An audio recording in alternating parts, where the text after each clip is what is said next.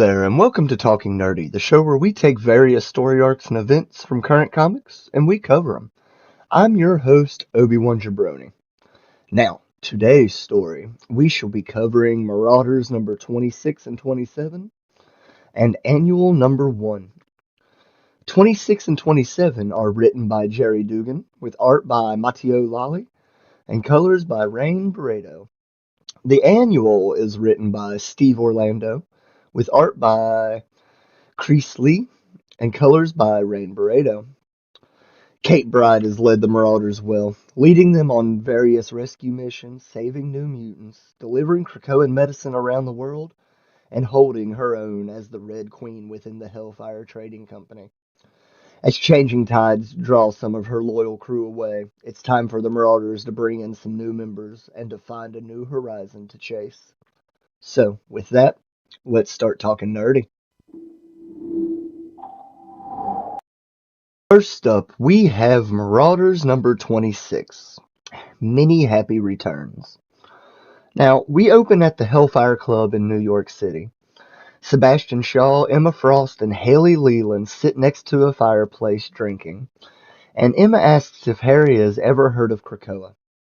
Harry says no, but he don't remember much except for the dream of Nimrod killing him.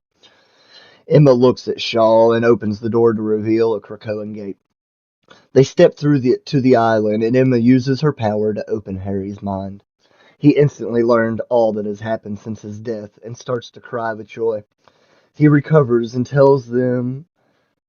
they tell him that they want Harry to be Krakoa's representative at the United Nations. Now, elsewhere in the ocean, we see Kate Pryde, Callisto, Iceman, and Christian Frost on the Marauder ship and returning from Madripoor. Callisto says she sees something falling towards them, and seconds later a massive splash hits right next to their boat. And Fin Fang Foom rises from the water and starts to steal and drink the Krakoan alcohol on the Marauder. Iceman steps up and tells him to leave, and Foom, partially ignoring him, says, "I am the great Fin Fang Foom. I've come from a tournament beyond the stars where I smashed all who dared to stand in my way. And now I come to Midgar with my insatiable thirst. I'm celebrating a great victory, and just drank the mountaintop distillery in Taiwan dry. And as I was flying toward Chinnabub, the scent of your cargo hit the wind. I've not smelled a spirit like this one before. I've just come from the Contest of Champions, where I slayed Brevid the Defiler, Karn the Torturer, and more whose names you'll never even recall. Run away, little snowman, or I'll have my spirits on ice." And Iceman charges Foom and is knocked into the water. Seconds later, Foom starts to shiver as Iceman raises out of the water, using his powers to make him the same size as Foom. Iceman starts to easily pound on Foom until Foom finally surrenders and sulks away, drunk and defeated. Iceman says he's too amped up to the size down right now, and he will meet them in Krakoa. He's just going to walk the rest of the ocean. Later on Krakoa, Shaw and Harry have been celebrating Harry's return and stumble drunk into Shaw's home. They enter Shaw's office to find Shinobi Shaw waiting for them. Sebastian sighs and makes a drink and looks at them both and says, "Shinobi, your mother was a friend to both Harry and I. She wrote about money for a baby, saying it belonged to one of us. I thought I was doing the right thing, taking you in as my own. But what did I know of fatherhood? I was disastrous for us both. I suppose especially you. Harry, I would like you to meet your bastard son, Shinobi." And Harry runs up and embraces a shocked and really confused Shinobi Shaw. Now, we switch to a few days later at the United Nations. A UN meeting starts, and Harry Leland enters a little late and says, "Forgive me for being late. Krakoa has a proper representation here within this storied organization. I look forward to fostering peace and friendship between the nations of man and Krakoa. My name is Harry Leland, and I shall be of the service to you all." And that ends our first issue. Leading us to Marauders number 27, Bon Voyage. We open at Forge's lab, and Kate enters the lab and asks Forge if he has figured out her problem with the Krakoan gates yet. He says no, and that he can't figure out how she can disrupt any tech with her powers, but instead the gates seem to disrupt her. She sighs and says, okay, and leaves the room. Now, elsewhere on Krakoa, Emma Frost and Lourdes Chantel are riding horses and talking, and Emma says, the men came to me with a story. It was a good one, and I'm a sucker for happy endings. I said about the many tasks of building a nation. Along the way, there has been tremendous joy and heartbreak. I'm lonely for the first time, and I liked it for a while, but that's getting old. Mutantdom threw a party and asked only for recognition. We delivered gifts, medicines, hospitals, gifts for all, for mutant kind and mankind. I'm asked to do much of that work and help run the government with men I do not trust. And I fear I'm not doing any of the many things I'm doing quite as well as I should. That's been my life the last few months, though, Chantel. And Chantel asks what she needs her to do. And Emma smiles and says she wants Lourdes to take her chair at the Hellfire Trading Company. Now, elsewhere off the coast of Madripoor, we see Bishop and Pyro disguised as arms dealers and standing on a helicarrier. A chopper lands, and we see the Vernandi leader, Cade, get off, and he greets them. Cade says that he can pay $4 million apiece for these two helicarriers, and Pyro agrees.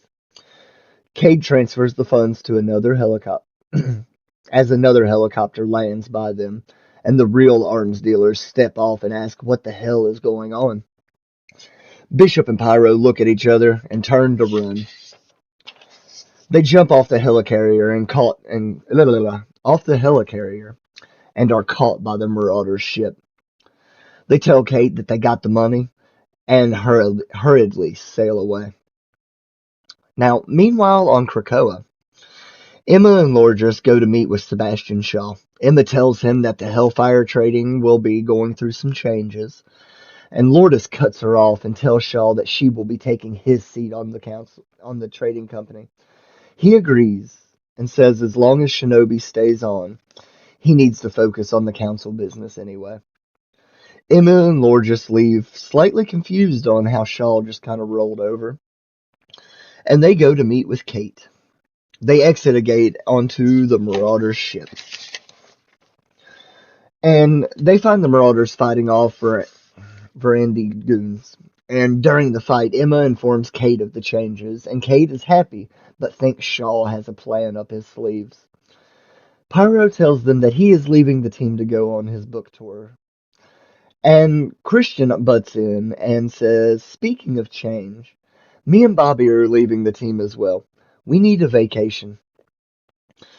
Kate asks Bishop if he's leaving too, and he laughs and says, no, this is way too much fun.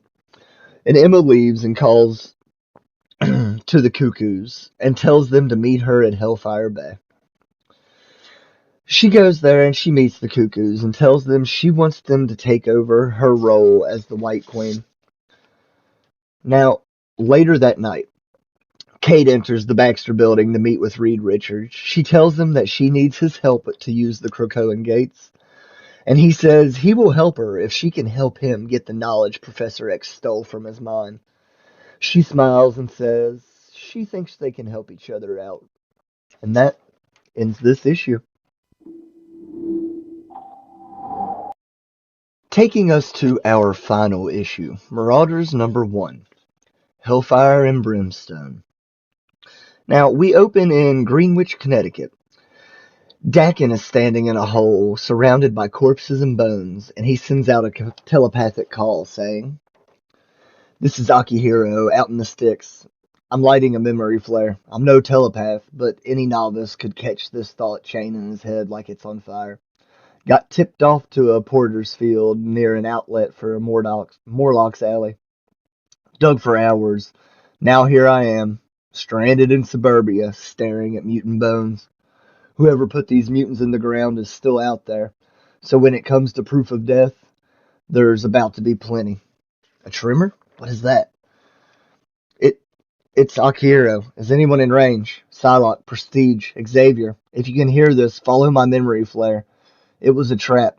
Bad intel, but you can still find whoever burned me. And a massive wave of fire and lava bursts from the ground under Dakin, and it fries him and encases his body in molten lava that quickly starts to harden. Meanwhile, on Krakoa, Bishop and Kate stand on the boat dock at Hellfire Bay, and Bishop asks what they should do now that most of the team is left. Kate takes a drink of whiskey and says, "We need a new mission. We need a new boat, or rather, to serve both sides of our current one. The Marauders were supposed to get our medicine where it's needed and rescue mutants who can't reach Krakoa. We've been couriers long enough.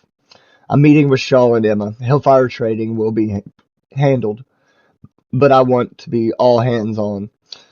Mutant rescue. We'll need some new faces, though. You're the captain commander of Krakoa, Bishop. You've got plenty to worry about. Let me handle the boat and crew. But you swear, no complaints about my choices." And he smiles and says, "Who am I to argue with the captain of the Marauder?" And we switch and we get a montage of Kate recruiting new members. We see her pick up Psylocke, Tempo, and Somnus. And she goes to the boneyard to recruit Dakin to only find out that he is missing. Kate tells the team that they will go and find him for their first mission. Elsewhere in South Salem, New York, inside a gated community, we see Dakin strapped to a stockade on a stage and surrounded by people. And a giant pink man with horns steps up to the stage and says, "Do you feel it in the air, my friends? Charles Xavier abandoned his school for a fantasy island. So here is where we act in his cast-off home together, as man and mutant. A canvas." He grabs Dakin's face and says, "A canvas does not speak. It only exists to have its art revealed by brimstone love and the theater of pain. Once I feared being a mutant. I awaited Charles Xavier's promise of a man and mutants living together. I believed in his dream, and like so many, I watched in shock as he built an island where mutants were gods and humans weren't even invited. Krakoan is an abandonment of Xavier's promise. But in betraying our faith, Xavier has united those who believe in real equality. Here, we stand united in our insult and our rage. But you, Dakin, yours is the ever-living flesh upon which we'll express ourselves." And he is interrupted by the Marauders, who charge in, and the team starts to fend off the crowd as Kate goes to the stage and confronts Brimstone Love. They banter a little when behind Love, Dakin has gone berserk from his pain and he bursts from the stockades. He dives at Love and cuts one of his horns off. Love throws him to the side and slams the ground, causing a fast-growing sinkhole, and the Marauders quickly scramble to save the civilians and get away from the hole. They get away, only to find that Love made his escape during the chaos. Now, we switch to later on at Hellfire Bay. Emma, Shaw, and Kate meet, and we learn that Kate has appointed Christian Frost as the new Red King for the Hellfire Company, so that she can focus more on the Marauders. Emma pulls out a box and hands it to Kate, saying, "Quite so.